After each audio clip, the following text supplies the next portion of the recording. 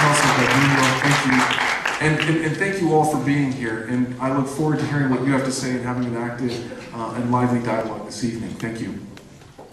Thank you, Representative Park. And now we'll hear from Senator Tim Keller. Thank you very much. And I just want to welcome everyone to the International District, one of our key components. I'm going to try and share 3 initiatives that I'm kind of pushing this session. And there's really, I think, in addition to everything you've heard before, there's some other areas we can work on. And one is, we've heard a lot of talk about job creation. The question is, well, how do we actually do that?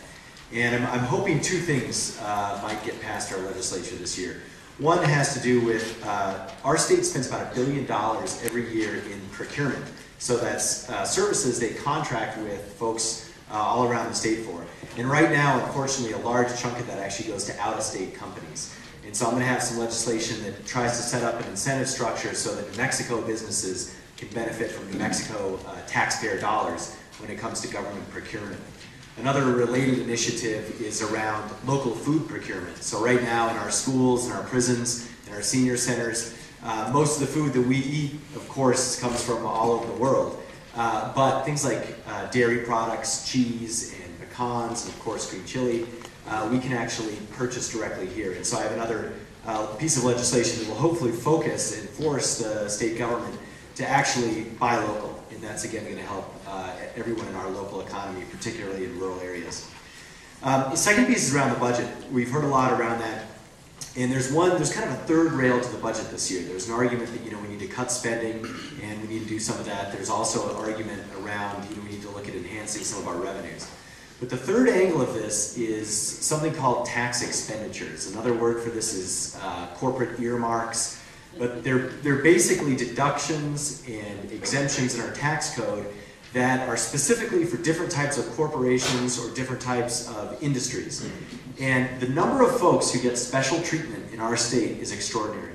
There's $1.3 billion of tax carve-outs for you name the special interest. We can balance the budget by just taking away a third of those. And to me, that is what sets us on the right front going forward in the long term. That's a structural change rather than sort of duct tape and crazy glue and fixing the budget that way. So I hope we can do some of that this year. The third piece that I'm looking at is really around pay-to-play and favoritism and some of these challenges we've had in our government. And one initiative is to remove the governor from the State Investment Council. That's something, those of you who read the Journal, that's been in there a lot. But it's time we get the politics out of the investment of our state funds and our rainy day fund. So I'll be trying to work on that. The other one is to make the rules of the game level. Right now, based on when you're applying for different licenses for your business, the rules are different depending on what business you are. And again, I want to make this streamlined so that everyone knows how much the fees cost, how much the permitting costs, how long it takes. So those are some of the things I'm working on this session.